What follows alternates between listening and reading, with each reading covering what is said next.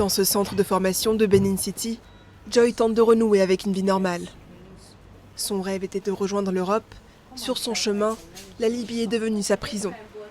Joy n'avait que 17 ans quand elle a accouché d'une petite fille à Tripoli. Le père biologique était un gardien du centre de rétention qui l'a menacée de mort pour ne pas que la nouvelle de la grossesse s'ébruite. Mais elle est parvenue à s'enfuir avant de rentrer volontairement au Nigeria avec son enfant. Parfois, les gens pensent que je suis juste la nounou. Ils ne croient pas que j'ai accouché de ma fille. Je me contente juste de dire que je suis la maman. Et quand les gens se montrent trop curieux, je n'ai pas envie de raconter ce qu'il m'est arrivé. Comme Joy, 14 000 Nigérians ont été rapatriés de Libye depuis 2017. Près d'un tiers sont des femmes. Certaines sont revenues avec un enfant né des suites d'un viol, durant le voyage ou le séjour libyen.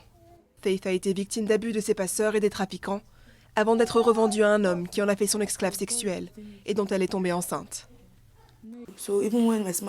Même quand ma grossesse était bien avancée, il continuait à coucher avec moi. Parce que si je lui disais non, il ne m'amenait pas à l'hôpital. Il ne faisait rien pour moi. Donc je n'avais pas d'autre choix que d'accepter. Le retour n'est pas simple pour ces jeunes mères. Au Nigeria, leurs bébés sont surnommés les enfants arabes. Dans cette maison d'accueil de Benin City, les mères isolées sont accompagnées par des travailleurs sociaux. Quand elles arrivent avec des enfants non désirés, surtout des enfants issus de viols, ils n'ont pas d'identité. C'est très traumatisant pour les mères. Parfois, des mères sont très agressives avec ces enfants.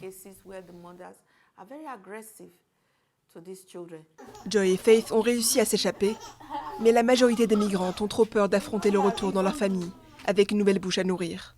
Les Nations Unies estiment que plus de 600 000 migrants vivent toujours en Libye.